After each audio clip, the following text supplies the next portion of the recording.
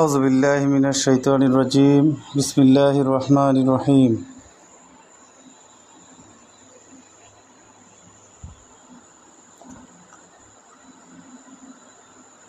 আজকে আমি আপনাদের সামনে নিয়ে এসেছি হযরত মোজাদ্দেদ আল পেছানী রহমতুল্লাহ আলাইহির সংক্ষিপ্ত জীবনী। আসলে উলিয়াদের জীবন চরিত্র আলোচনা করলে আল্লাহ রাব্বুল আলামিনের রহমত অবতীর্ণ হয়। আর আমাদের তরিকায়ে খাস মোজাদ্দেদিয়ার বা তরিকায়ে নকশবন্দিয়া মোজাদ্দেদিয়ার বা অন্য যে কোনো তরিকার জন্যে হযরত মোজাদ্দেদ আল পেছানী শাইখ আহমদ ফারুকী সেরেন্দি রহমতুল্লাহ আলাইহির জীবনী একটি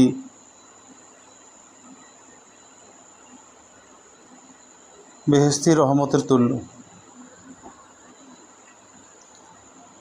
তাই আজকে আমি হযরত মোজাদ্দেদ আল পেছানী রহমতুল্লাহ আলাইহির শাইখ আহমদ ফারুকী সেরেন্দি রহমতুল্লাহ আলাইহির জীবনী আলোচনা করতে যাচ্ছি।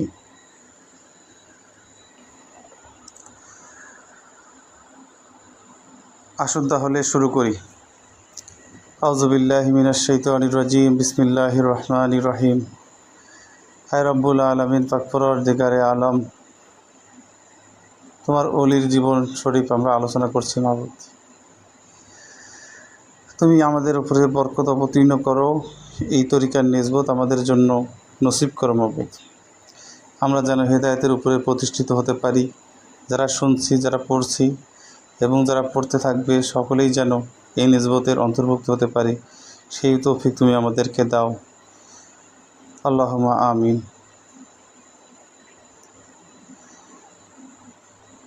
সমুদয় সৃষ্টি স্বীয় স্রষ্টার যত প্রশংসা করিয়াছে ও করিবে, এবং যেরূপ প্রশংসা তাহার উপযোগী ও যাহাতে তিনি সন্তুষ্ট, ওইরূপ যাবতীয় প্রশংসার দ্বিগুণ প্রশংসা আল্লাহ তাআলার জন্য, যিনি স্বীয় সৃষ্টির মধ্যে মানব জাতিকে সকল প্রকার শ্রেষ্ঠত্ব প্রদান করিয়াছেন। ইহাদের কল্ব বা অন্তর্জগৎকে এরূপ যোগ্যতা প্রদান করত সৃষ্টি করিয়াছেন যে উন্নতি করিলে উহা তাহার আবির্ভাব স্থল হইতে পারে, এবং তদীয় চরিত্রে চরিত্রবান বা গুণে গুণান্বিত ও নূরে নূরান্বিত হইয়া তাহার প্রেম ভালোবাসার পাত্র ও প্রতিনিধি হইবার উপযোগী হয়। যিনি এইরূপ রত্ন লাভ করিতে সক্ষম হইল, তিনি আশরাফুল মাখলুকাত বটে। তাহার নিকট পার্থিব ধনরত্ন, সুখ সম্পদ ইত্যাদি সবই তুচ্ছ। কবি সত্যই বলিয়াছেন, গুপ্ত নিবিড় প্রেম যে পেয়েছে, হেম সে কখনো যাচে, মণিকাঞ্চন তুচ্ছ রতন পরম ধনের কাছে। আল্লাহ তাআলার বান্দাগণ যতক্ষণ তাহাকে স্মরণ রাখেন এবং গাফেল বান্দাগণ যতক্ষণ ভুলিয়া থাকে, উক্ত সকল সময় যাবতীয় প্রকারের উপযুক্ত দরুদ ও সালাম ওই মহানবী সাল্লাল্লাহু আলাইহি ওয়াসাল্লাম এবং তাহার পবিত্র বংশধর ও সহচরগণের প্রতি বর্ষিত হোক, যাহাকে আল্লাহ তাআলা তদীয় হাবিব রূপে সৃষ্টি করিয়াছেন। তাহার পবিত্র অজুদে এবং প্রকার রূপ ও গুণ সমষ্টিভূত আছে, যাহা অন্য কাহারও মধ্যে নাই, এবং যাহার কারণে তিনি আল্লাহ তাআলার নিকট প্রিয়জন হইবার উপযোগী হইয়াছেন। অপ্রশংসনীয় যাবতীয় বস্তু তাহার পবিত্র জাত হইতে তিরোহিত, তাই তিনি সাল্লাল্লাহু আলাইহি ওয়াসাল্লাম মুহাম্মদ বা প্রশংসিত। তদীয় মর্তবায় অন্য কোনো সৃষ্ট বস্তুর অবকাশ নাই, তাই তিনি সাল্লাল্লাহু আলাইহি ওয়াসাল্লাম সৃষ্টির অদ্বিতীয়। তাহার মধ্যস্থতা ব্যতীত আল্লাহ তাআলার সমীপে উপনীত হইবার দ্বিতীয় পথ নাই, তাই তিনি সাল্লাল্লাহু আলাইহি ওয়াসাল্লাম সকলের শীর্ষস্থানীয়। আল্লাহ তাআলার নবনবতি অংশ রহমত তাহারই মাধ্যমে সমাগত, তাই তিনি রহমাতাল লিল আলামিন বা বিশ্বের শান্তি ও মঙ্গল। তাহার জন্মের বহু পূর্বে হইতে বা সৃষ্টির প্রারম্ভ হইতে যে সকল সৃষ্টি হইয়াছে ও হইতেছে অথবা হইবে, এই যাবতীয় সৃষ্টি তাহারই মাধ্যমে নূরপ্রাপ্ত, তাই তিনি সাল্লাল্লাহু আলাইহি ওয়াসাল্লাম সিরাজা মুনীরা বা প্রদীপ্ত প্রদীপ, দীপ্তিদাতা দীপ্ত প্রদীপ, সত্য নবী, নূর খোদার, উলঙ্গ ওই হিন্দি অসি, ঐশী অসি সত্যিকার। যেহেতু সৃষ্টির বিধান নূর সমাগমের জন্য অবলম্বন আবশ্যক, বিনা অবলম্বনে নূর স্থানান্তরিত হয় না। ইহজগতে অগ্নির স্বভাব চিন্তা করিলে তাহা কিছু উপলব্ধি হয়। আল্লাহ পাক আসমান জমিনের নূর, ইহা তিনি নিজেই ব্যক্ত করিয়াছেন, কিন্তু উহা বিনা মাধ্যমে কাহারও লাভ হইবে না বলিয়া প্রত্যেক যুগেই তিনি ইহার সুব্যবস্থা রাখিয়াছেন। মানব সৃষ্টির পূর্বে যে ব্যবস্থা ছিল তাহা যদিও আমাদের আলোচ্য বিষয়ের বহির্ভূত, তথাপি কিঞ্চিৎ আভাস পূর্বে প্রদত্ত হইয়াছে। মানব সৃষ্টির পর হইতে প্রত্যেক যুগে আল্লাহ তাআলার প্রেরিত মহাজন পয়গম্বর আলাইহিমুসসালামগণই এই অবলম্বন ও মধ্যস্থ বটে। কালপ্রবাহে কালিমার আবির্ভাব ঘটিয়া থাকে। আল্লাহ তাআলার প্রেরিত নবী আলাইহিমুসসালামগণ সকলেই সমুজ্জ্বল প্রদীপ তুল্য। প্রদীপ হইতে দূরবর্তী স্থান ক্রমান্বয়ে অন্ধকার হইয়া থাকে। তদ্রূপ পয়গম্বর আলাইহিমুসসালামগণ হইতে যে সকল জমানা দূরবর্তী, দূরত্বের ক্রমানুযায়ী সে সকল যুগে তমসাচ্ছন্নতা ঘটিয়া থাকে।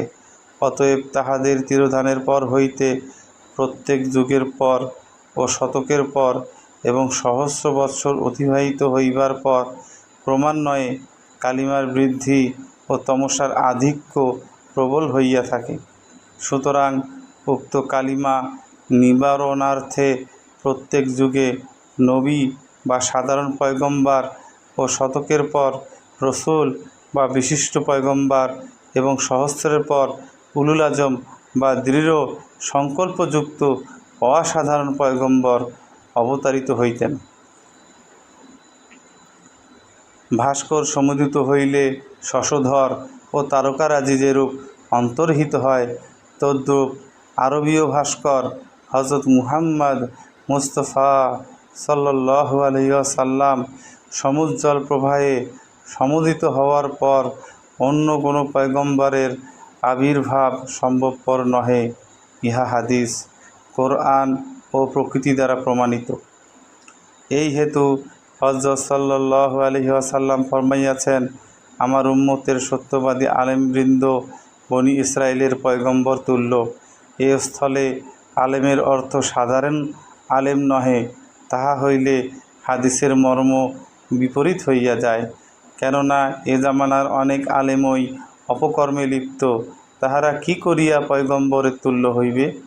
সুতরাং এই আলেম অর্থ আধ্যাত্মিক আলেম, যাহাদের জাহের বাতেন পূর্ণ নুরানি ও আলোকিত। কাজেই এই উম্মতের মধ্যে প্রত্যেক যুগে সে যুগ রক্ষা করার উপযোগী নিশ্চয়ই কোনো অলি আল্লাহ থাকিবেন। তদ্রূপ শতকের পর নিশ্চয় কোনো মুজাদ্দেদ বা সংস্কারক থাকিবেন এবং উলুল আজম পয়গম্বরের স্থানে যে মুজাদ্দেদ হইবেন তাহাকে মুজাদ্দেদে আলফ বা সহস্রের সংস্কারক বলা হয়। হযরত নবী করিম সাল্লাল্লাহু আলাইহি ওয়াসাল্লাম এর হিজরতের সহস্র বৎসর পর যখন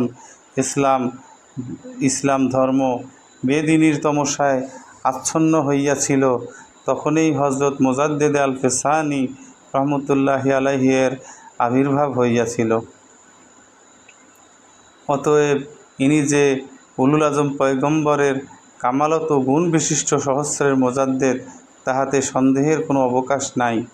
উপরন্তু হাদিস শরীফের মধ্যেও এ সকল বিষয়ের উল্লেখ আছে।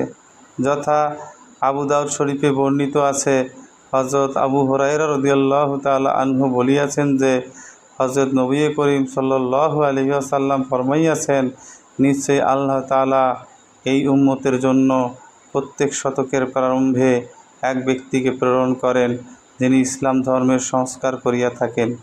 এই হাদিস ইমাম সুয়ুতি মেরকাতুস সুউদ কিতাবে ও ইমাম হাকেম মুস্তাদরাক কিতাবে এবং ইমাম বাইহাকি মাদখাল কিতাবে উদ্ধৃত করিয়াছেন।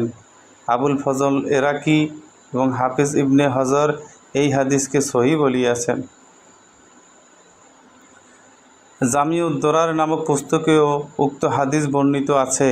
উল্লেখিত হাদিস দ্বারা বিশদভাবে প্রতীয়মান হইতেছে যে হিজরির 100 বৎসর শেষ হওয়ার সঙ্গে সঙ্গে দিন ইসলাম তমসাচ্ছন্ন হইয়া পড়ে। তখন বাহ্যিক ও আভ্যন্তরীণ পূর্ণ এলেম সম্পন্ন কোনো এক বুজুর্গ ব্যক্তির আবির্ভাব হয়, যাহার বাহ্যিক ও আধ্যাত্মিক প্রচেষ্টায় উক্ত তমসা বিদূরিত হইয়া ইসলাম নতুন আলোকপ্রাপ্ত ও পুনর্জীবিত হয়। উক্ত ব্যক্তিকে মোজাদ্দেদে মেয়াদ বা শতকের সংস্কারক বলা হয়। 100 বৎসর অতিবাহিত হইলে ইসলামের মধ্যে যেরূপ তমসাচ্ছন্নতা ঘটে, তা হইতে বহুগুণ অধিক সহস্র বৎসর অতিবাহিত হওয়ার পর ঘটিয়া থাকে। এই হেতু সহস্র বৎসরের পর যে সংস্কারক আগমন করেন, তিনি শতকের সংস্কারক হইতে বহুগুণে পূর্ণ হইয়া থাকেন। হযরত মোজাদ্দেদে আল পেসারি রহমতুল্লাহি আলাইহি স্বীয় মকতুবাত শরীফের প্রথম খণ্ড 261 মকতুবের শেষে লিখিতেছেন, ইহা এমন এক পূর্ণতা যাহা সহস্র বৎসর অতিবাহিত হওয়ার পর প্রকাশ পাইয়াছে। ইহা শেষ কিন্তু অবিকল, যেন প্রারম্ভের মতো। তাই হযরত সাল্লাল্লাহু আলাইহি ওয়াসাল্লাম ফরমাইয়াছেন, আমার উম্মতগণের প্রথম দল শ্রেষ্ঠ বা শেষ দল শ্রেষ্ঠ, তাহা অনুমান করা যায় না। তিনি ইহা বলেন নাই যে প্রথম বা মধ্যবর্তী দলের প্রভেদ করা যায় না। অতএব প্রথম ও শেষ দলের মধ্যে সামঞ্জস্য অত্যধিক, তাই সন্দেহের স্থল। হযরত সাল্লাল্লাহু আলাইহি ওয়াসাল্লাম আরও বলিয়াছেন, আমার উম্মতের প্রথম এবং শেষ উৎকৃষ্ট, ইহার মধ্যবর্তী দল কদর্য। আরও বলিয়াছেন যে ইসলাম প্রারম্ভে প্রতীকতুল্য ছিল, অবশেষেও তদ্রূপ হইবে। সুতরাং প্রতীকতুল্য অল্প সংখ্যক যাহারা, তাহাদের জন্যই সুসংবাদ। হিজরতের দ্বিতীয় সহস্রের প্রথম হইতে শেষ জামানার আরম্ভ।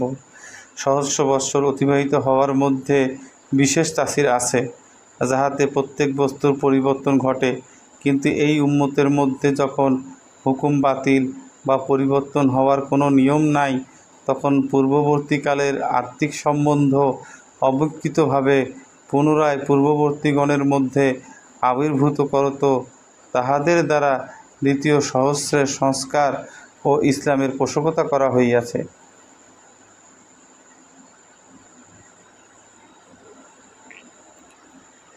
আবার প্রথম খণ্ডের 234 মকতুবে লিখিতেছেন, হে বৎস, ইহা একটি ঐরূপ সময় যখন পূর্ববর্তী পয়গম্বরগণের কালে পৃথিবী তমসাচ্ছন্ন হইয়া যাইত। তখন উলুল আজম পয়গম্বর প্রেরিত হইতেন এবং নূতন শরীয়তের প্রচলন করিতেন। এই শ্রেষ্ঠ উম্মতের মধ্যে ইহাদের পয়গম্বর সাল্লাল্লাহু আলাইহি ওয়াসাল্লাম শেষ নবী বলিয়া ইহাদের আলেমগণকে ইয়াকুব বংশীয় পয়গম্বরগণের মর্তবা প্রদত্ত হইয়াছে। পয়গম্বরগণ প্রেরণের আবশ্যকতা ইহাদের দ্বারাই পূর্ণ করা হইয়াছে। এই হেতু প্রত্যেক 100 বৎসরের প্রারম্ভে ইহাদের আলেমগণের মধ্য হইতে এক ব্যক্তিকে মোজাদ্দেদ বা সংস্কারক নির্দিষ্ট করা হয়, যেন তিনি শরীয়ত পুনর্জীবিত করেন।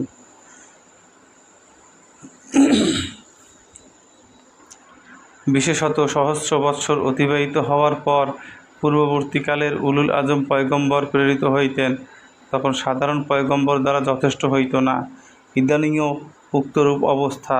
সুতরাং আল্লাহ তাআলার পূর্ণ পরিচয় প্রাপ্ত কোনো এক বুজুর্গ ব্যক্তির আবশ্যক, যিনি পূর্ববর্তীকালের উলুল আজম পয়গম্বরগণের স্থলাভিষিক্ত হন। সাহায্য করেন যদি জিবরিল আমায়, আমিও করিব যাহা করিছে ঈসা আলাইহিসসালাম। হে বর্ষ, আমি যাহা লিখিলাম, ইহা আল্লাহ তাআলার সত্য বিজ্ঞপ্তি বলিয়া আশা রাখি। কেননা যখন আমি এ সকল বিষয় লিখিতে আরম্ভ করিলাম ও আল্লাহ পাকের জাত পাকের প্রতি মনোযোগী হইলাম, তখন দেখিতে পাইলাম ফেরেশতা আলাইহিমুসসালামগণ আমার গৃহের চতুর্পার্শ্ব হইতে শয়তান বিতাড়িত করিতেছে, এমনকি গৃহের নিকটে তাহাদিগকে ঘোরাফেরা করিতেও দিতেছে না। আল্লাহ পাকই প্রকৃত তথ্যের জ্ঞান সম্পন্ন। তৃতীয় খণ্ডের 80 মকতুবে লিখিতেছেন, এইরূপ বুজুর্গ ব্যক্তি কোনো সময় একাধিক হন না, কারণ তাহারা বহুদিন পর পর প্রকাশ পাইয়া থাকেন। এবং দ্বিতীয় খণ্ডের 4 মকতুবে লিখিতেছেন, আইনুল ইয়াকিন বা প্রত্যক্ষ বিশ্বাস ও হাক্কুল ইয়াকিন বা দৃঢ় বিশ্বাস সম্বন্ধে কি আর বর্ণনা করিব? যদি বলি তবে কে তাহা উপলব্ধি করিবে এবং কেই বা লাভ করিতে পারিবে? এই রহস্য বেলায়েত বা নৈকট্যের গণ্ডির বহির্ভূত। বেলায়েতপ্রাপ্ত ব্যক্তিগণ বাহ্যিক আলেমগণের ন্যায় ইহার তত্ত্বের অবগতি হইতে বঞ্চিত ও অনুভূতি হইতে অক্ষম। এই এলেম মারেফাত সমূহ নবুয়তের তাক হইতে সংগৃহীত। নবুয়তের নূর, যাহা সহস্র বৎসরের পর হযরত সাল্লাল্লাহু আলাইহি ওয়াসাল্লামের উত্তরকারী হিসেবে আলফে সানির সংস্কার দ্বারা পুনর্জীবিত হইয়াছে, তাহার আবির্ভাবপ্রাপ্ত ব্যক্তি দ্বিতীয় সহস্রের মুজাদ্দেদ বটে। জানা আবশ্যক যে প্রত্যেক শতকের প্রারম্ভে একজন মুজাদ্দেদ হইয়া থাকেন, কিন্তু শতকের মুজাদ্দেদ পৃথক এবং সহস্রের মুজাদ্দেদ পৃথক। যেরূপ শতবৎসর ও সহস্র বৎসরের মধ্যে পার্থক্য, ইহাদের মুজাদ্দেদের মধ্যেও তদ্রূপ বা ততোধিক পার্থক্য আছে। মুজাদ্দেদ ওই ব্যক্তিকে বলা হয় যাহার মাধ্যমে সে যুগের সকল উম্মত ফয়েজ বা নুরাদি প্রাপ্ত হইয়া থাকে। তাহারা কুতুব আওতাদই হোক না কেন অথবা আবদাল নজিবই হোক না কেন, সকলের মঙ্গলার্থে এক সাধুজন দয়াময় প্রভু খোদা করে নির্বাচন। অতএব বোঝা গেল যে সহস্রের মুজাদ্দেদ উলুল আজম পয়গম্বরগণের কামালত প্রাপ্ত অলি আল্লাহ, যাহার সহিত অন্য কোনো মুজাদ্দেদের তুলনা হয় না। সাধারণ অলিগণের কথা আলোচনার বহির্ভূত। আমাদের আলোচ্য বিষয় জনাব হযরত ইমামে রব্বানী মুজাদ্দেদে আলফে সানি রহমতুল্লাহি আলাইহির পরিচয় প্রদান। তিনি যে দ্বিতীয় সহস্রের মুজাদ্দেদ ছিলেন, তাহাতে কাহারও বলিবার কিছুই নাই। ইহার সম্বন্ধে আমাদের পয়গম্বর সাল্লাল্লাহু আলাইহি ওয়াসাল্লাম নিজেই যাহা পরিচয় দান করিয়াছেন, তাহাতেই প্রকাশ্যভাবে বোঝা যায় যে ইনি এ জামানার মুজাদ্দেদ ও সকলের শীর্ষস্থানীয় অদ্বিতীয় অলি। জামিউদ-দোরার নামক কিতাবে হাদিস বর্ণিত আছে যে হযরত নবী করিম সাল্লাল্লাহু আলাইহি ওয়াসাল্লাম ফরমাইয়াছেন, হিজরতের একাদশ শতাব্দীর প্রারম্ভে আল্লাহ পাক এমন এক ব্যক্তিকে প্রেরণ করিবেন, যিনি একটি বৃহৎ নূর। তাহার নাম আমার নামের অনুরূপ হইবে। দুই অত্যাচারী বাদশাহের মধ্যে তাহার আবির্ভাব হইবে এবং তাহার সাফায়াতে শত সহস্র ব্যক্তি বেহেশতে দাখিল হইবে। রওজাতুল কাইয়ুমিয়া নামক গ্রন্থেও এই হাদিস বর্ণিত আছে। উল্লিখিত হাদিসটি পূর্ণরূপে হযরত মুজাদ্দেদে আলফে সানি রাদিয়াল্লাহু আনহু এর প্রতি প্রযোজ্য, যেহেতু তাহার পবিত্র নাম শাইখ আহমদ ছিল এবং তিনি একাদশ শতাব্দীর প্রথমে আকবর ও জাহাঙ্গীর দুই অত্যাচারী ইসলাম বিরোধী সম্রাটের যুগে মুজাদ্দেদ হিসেবে প্রকাশিত হইয়াছিলেন। সম্রাট আকবর ইসলাম ধর্মের ভয়াবহ শত্রু হিসেবে দণ্ডায়মান হইয়াছিল। তখন মুসলমান দিগের দুরবস্থার সীমা ছিল না। ভারতবর্ষে কোনো ইসলামী কানুন জারি করিলে তাহাকে বধ করা হইত। দৈনিক শত শত লোক সম্রাটকে সেজদা করার জন্য আনিত হইত। সেজদা না করিলে সে নিহত হইত। গরু জবাহ পূর্ণরূপে বন্ধ হইয়াছিল।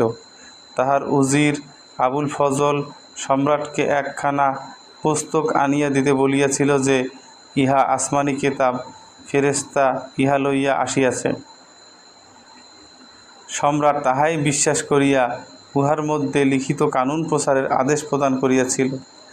উল্লিখিত পুস্তকে লিখিত ছিল, ইয়া আইয়ুহাল বাশার লা তাজবাহিল বাকার, ইন তাজবাহিল বাকার ফাও মাওয়াকাসায়ার, অর্থাৎ হে মানব, তোমরা গো হত্যা করিও না, যদি করো তবে তোমাদের স্থান নরকে হইবে। সুদ জুয়া হালাল করা হইয়াছিল, মদ্যপান দাড়িমুন্ডন জায়েজ করা হইয়াছিল, ফরজ গোসল রহিত করা হইয়াছিল, পর্দা ও খাতনা প্রথা উঠাইয়া দেওয়া হইয়াছিল। উক্ত ধর্মকে দিন ইলাহি নাম দেওয়া হইয়াছিল। ফলকথা, ইসলাম যখন চরম দুর্দশার সম্মুখীন হইয়াছিল, সেই সময় হযরত মুজাদ্দেদে আলফে সানি রহমতুল্লাহি আলাইহি এর আবির্ভাব হয়। তিনি উল্লিখিত প্রকারের অত্যাচার ও বিচার দেখিয়া সম্রাটের দরবারে তাহার যে সকল মুরিদান ছিল, যথা খান খানান, খানে আজম, সৈয়দ সদরে জাহান এবং মর্তজা খান ও মহাব্বত খান প্রমুখের নিকটে সংবাদ দিলেন যে সম্রাট যখন ইসলাম ধর্ম হইতে বিমুখ হইয়াছে, তখন তোমরা তাহাকে আমার পক্ষ হইতে বলিয়া দাও যে তাহার বাদশাহী ক্ষণস্থায়ী ও তাহার আড়ম্বর চলিয়া যাইবে। আল্লাহ তাআলা প্রতিশোধ লইবেন, ফেরেশতা আযাব লইয়া আসিবে, তাহার দুর্গ সৈন্য সবই ধ্বংস হইবে। অতএব তাহার উচিত যে তওবা করত, এ সকল অসৎ কার্য হইতে বিরত থাকে, নতুবা আল্লাহর গজব নাজিল হইবে। উক্ত মুরিদান সম্রাট আকবরকে বহু প্রকার উপদেশাদি দিল, কিন্তু কোনোই ফল হইল না। তৎপর তাহারা হযরত মুজাদ্দেদ আল-ফিসানি রহমতুল্লাহি আলাইহির আধ্যাত্মিক ক্ষমতার ভীতি প্রদর্শন করিয়া এবং অনেক বুঝাইয়া মাত্র এই পর্যায়ে উপনীত করিল যে বলপূর্বক যে সমস্ত কার্য করিতে বাধ্য করা হইত, তদস্থলে সর্বসাধারণকে অধিকার দেওয়া হইল। যাহার ইচ্ছা সেজদা করিবে, যাহার ইচ্ছা করিবে না। কিছুদিন পর সম্রাট আকবর দুইটি দরবার নির্মাণ করিল। একটি মুহাম্মাদি দরবার, তাহা সকল প্রকার ছিন্ন তাঁবু, ছিন্ন ফরাস বস্ত্রাদি দ্বারা নির্মাণ করিল। অপরটি আকবরী দরবার, তাহাতে নূতন নূতন তাঁবু, ফরাস, সুন্দর গালিচা, মখমল, জরিদার কারুকার্য খচিত বিছানা ইত্যাদি ছিল। এবং মুহাম্মাদি দরবারের জন্য লজ্জতবিহীন সাধারণ খাদ্য ছিল ও আকবরী দরবারের জন্য নানা প্রকার সুমিষ্ট খাদ্য, ফলমূল ইত্যাদি সংগৃহীত হইয়াছিল। সম্রাটের আদেশ, যাহার যে দরবারে প্রবেশ করার ইচ্ছা সে তথায় প্রবেশ করিতে পারে। লোভী দুনিয়াদার ব্যক্তিগণ সকলেই আকবরী দরবারে প্রবেশ করিল এবং দিনদার সাধু ব্যক্তিগণ হযরত ইমামে রব্বানী মুজাদ্দেদ আল-ফিসানি রহমতুল্লাহ আলাইহির সহিত মুহাম্মাদি দরবারে প্রবেশ করিলেন। সম্রাট আকবর স্বীয় প্রাসাদে উপবেশন করত উক্ত ঘটনা অবলোকন করিতে লাগিল। যখন উভয় দল আহারে প্রবৃত্ত হইল, তখন হযরত ইমামে রব্বানী রাদিয়াল্লাহু তাআলা আনহু এক ব্যক্তিকে বলিলেন, তুমি যাও, মুহাম্মাদি দরবারের চতুষ্পার্শ্বে ষষ্ঠী দ্বারা একটি বৃত্তাকার আগ দিয়ে আসো এবং এক মুষ্টি ধূলি তাহাকে দিলেন যে ইহা সম্রাটের গৃহের দিকে নিক্ষেপ করো। সে ব্যক্তি উক্তরূপ করিবা মাত্র উত্তর দিক হইতে একটি ঘূর্ণিবায়ু উঠিয়া আকবরী দরবারের তাঁবু, বিছানা, খাদ্যের বাসনপত্র উলটপালট করিয়া দিল এবং তাঁবুর স্তম্ভগুলি উঠিয়া তাহাদের মস্তকে আঘাত করিতে লাগিল। অবশেষে সম্রাটের মস্তকেও 7টি কঠিন আঘাত লাগিল, যাহার ফলে কয়েকদিন পরই সম্রাট ইহজগৎ হইতে চিরতরে বিদায় গ্রহণ করিল। কিন্তু আশ্চর্যের বিষয় যে মুহাম্মাদি দরবারের মধ্যে উহার একটি ধূলিকণাও প্রবেশ করিল না। তাহারা শান্তির সহিত আহার সম্পন্ন করিয়া তথা হইতে প্রস্থান করিলেন। এই ঘটনা হযরত মুজাদ্দেদ আল-ফিসানি রহমতুল্লাহি আলাইহির সংস্কারের 5ম বর্ষে ঘটিয়াছিল। তৎপর সম্রাট জাহাঙ্গীর সিংহাসনে আরোহণ করিল। উল্লিখিত ঘটনাবলী তাহার জানা সত্ত্বেও পিতার পুত্র হিসেবে কিছু কিছু বেদিনী চর্চা আরম্ভ করিল। সেজদা দরবারের সম্মান হিসেবে প্রচলন করিল, সালাম বন্ধ করিয়া দিল।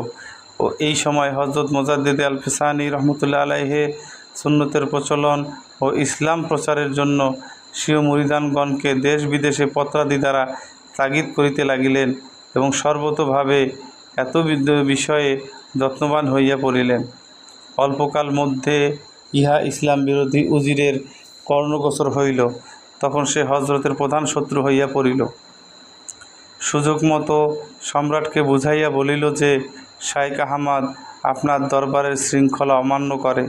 পরীক্ষার্থে দরবারস্থ হজরতের মুরিদগণকে বিভিন্ন স্থানে সরাইয়া দিয়া, যথা খান খানানকে দক্ষিণান্তের সুবেদারি দিয়া, সৈয়দ সদরে জাহানকে বাংলার শাসনকর্তা করিয়া এবং খানে জাহান লোধিকে মালয়ে, খানে আজমকে গুজরাটে ও মুহাব্বত খানকে কাবুলের শাসনকর্তা করিয়া পাঠাইয়া দিল।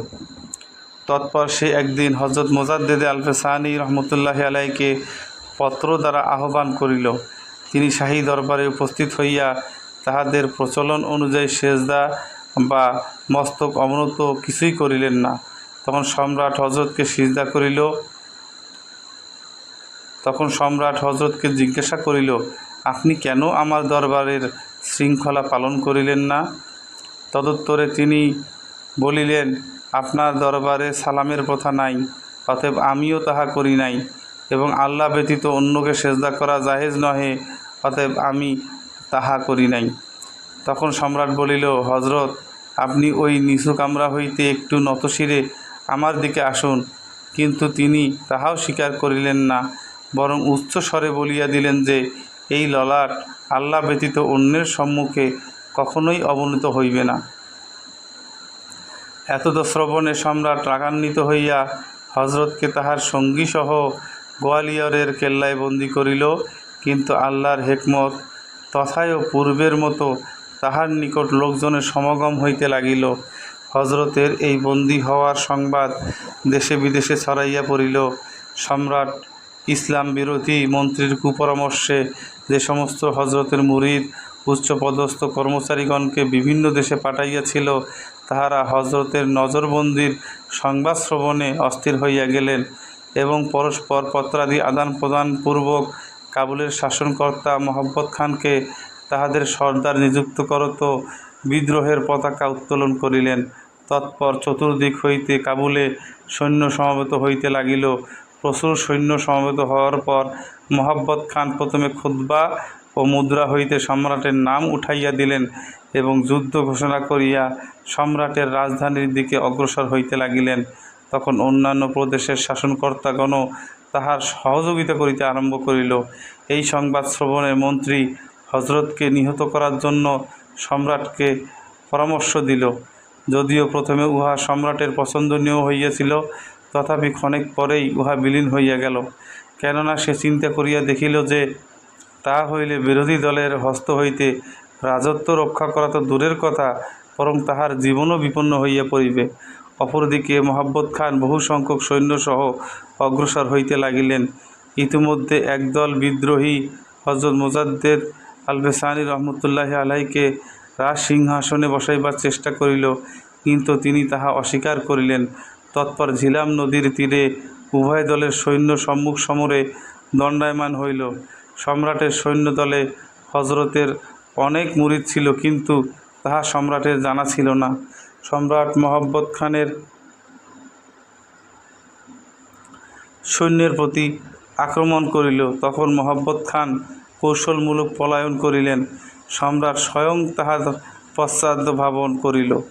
যখন সম্রাট স্বীয় সৈন্যদল হইতে দূরে সরিয়া গেল, তখন সুযোগ বুঝিয়া মহব্বত খাঁ উভয় দলের সৈন্য একত্রিত করিয়া সম্রাটকে পরিবেষ্টন করত বন্দী করিলেন। ইতিমধ্যে হজরত মোজাদ্দেদ আল-বেসানি রহমতুল্লাহি আলাইহি কোনো এক বিশ্বস্ত মুরিদের মাধ্যমে মহব্বত খানকে পত্র দিলেন যে, ফিতনা ফাসাদ বন্ধ করুন। হজরতের এই আদেশে পত্রপ্রাপ্তি মাত্র তিনি কিংকর্তব্য বিমূঢ় হইয়া গেলেন। তখন হজরতকে মুক্তি প্রদানের প্রতিজ্ঞাপত্র লইয়া সম্রাটকে মুক্তি দিলেন ও পুনরায় সিংহাসনে বসাইলেন। সম্রাট 3 বা ততোধিক দিবস বন্দী অবস্থায় ছিলেন। শাহজাদা শাহজাহান পূর্ব হইতেই হজরতের মুরিদ ও ভক্ত ছিলেন। তিনি হজরতের মুক্তির জন্য পিতার নিকট সুপারিশও করিয়াছিলেন। উপরন্তু রাজ্যব্যাপী বিদ্রোহ অসন্তুষ্টির কালিমাচ্ছন্নতা দৃষ্টে সম্রাট হজরত মোজাদ্দেদ আল-বেসানি রহমতুল্লাহি আলাইহির মুক্তির আদেশ দিতে বাধ্য হইল। তখন হজরত কতিপয় শর্ত পেশ করিয়া বলিলেন যে, সম্রাট যদি এই সকল শর্ত মানিয়া লয়, তবে তিনি তাহার নিকট যাইতে প্রস্তুত আছেন।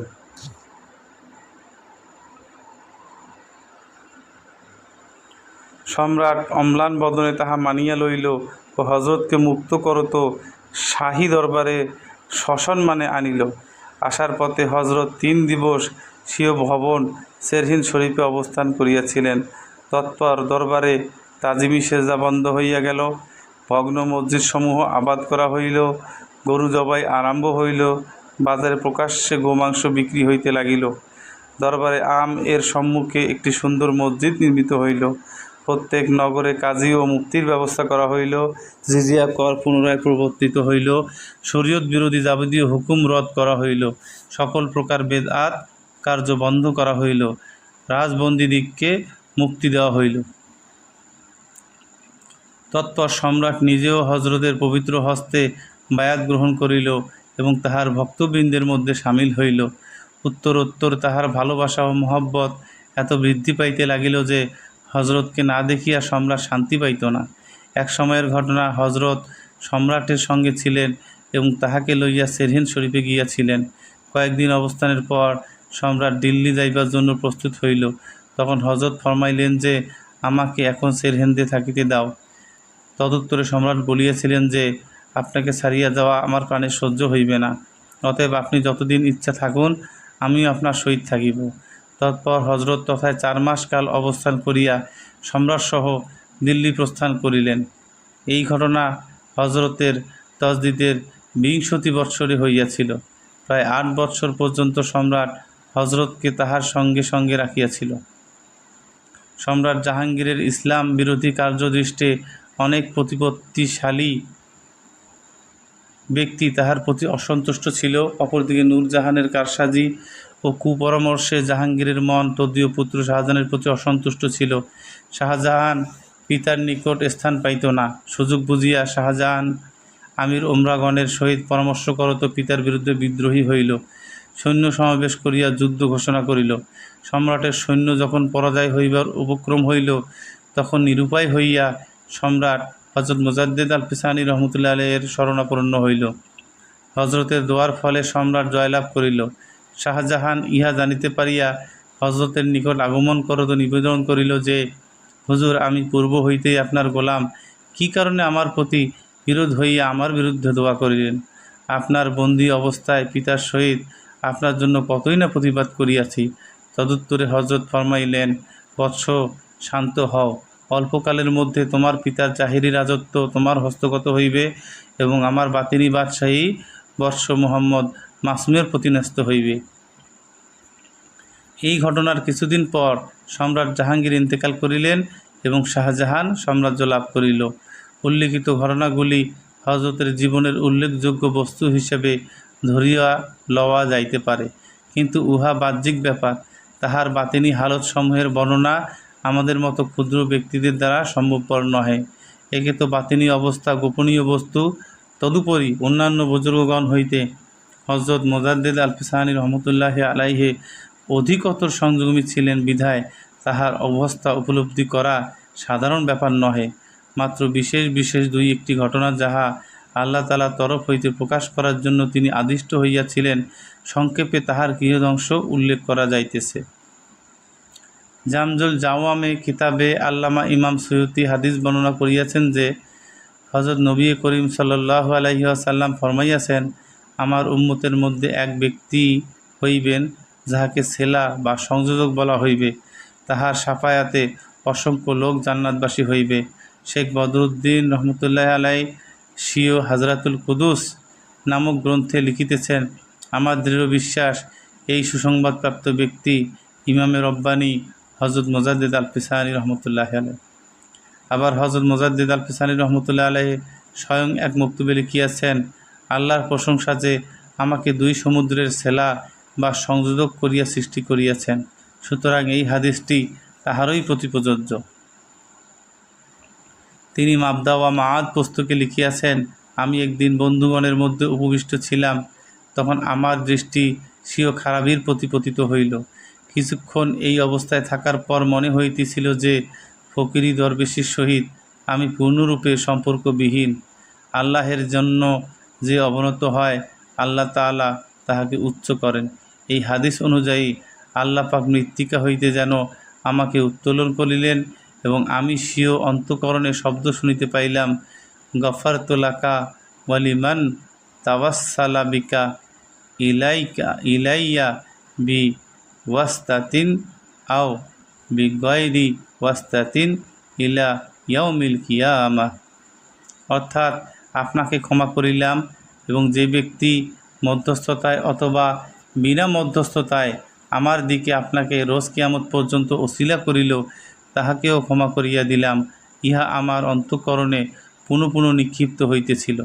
অবশেষে যখন আমি নিঃসন্দেহ হইলাম, তখন উক্ত নিয়ামত প্রকাশ করার জন্য আদিষ্ট হইলাম। রাওজাতুল কায়ুমিয়া।